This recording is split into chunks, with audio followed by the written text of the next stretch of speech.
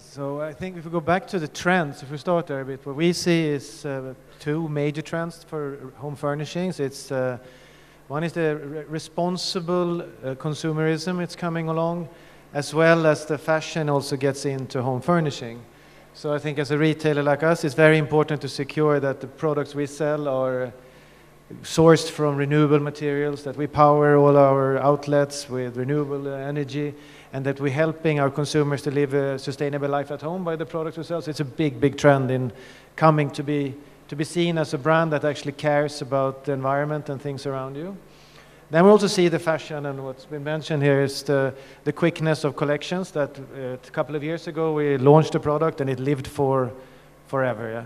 And nowadays we are changing the way we launch products. So every 6 weeks there are new ranges coming out in the same way, collections and so on. So it's also a way to be more active and more in tune with the new younger consumers.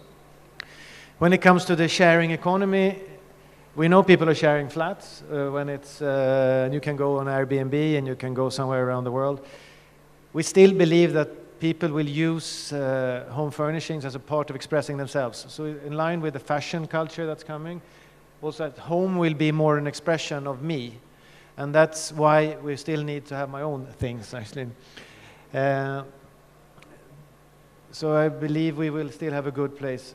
The problem would be maybe with cars, and that in the future, or also in India, in many cities, people don't have cars. It's only a limited range of the people who have cars. So we're really changing our strategy. In abroad, we've been known as maybe the potato field company, which the box is outside on the field. When we come now to India, we will be located very near public transport. So it's a way of beating the traffic jams, but also beating the car ownership percentages and really be accessible to the many people. And that also links into our online experience, being a classic big box retailer again.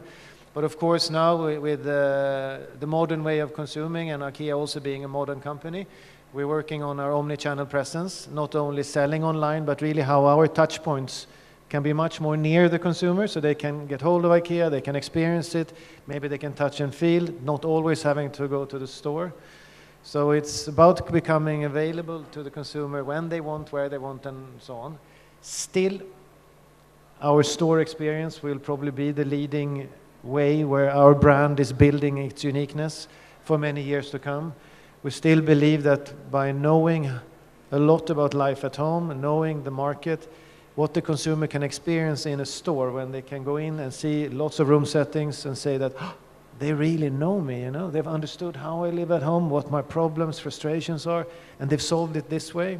That's really a great feeling for the consumer. So we still believe that the offline store will play a huge role, maybe a bit in a different shape, but it's still going to be there.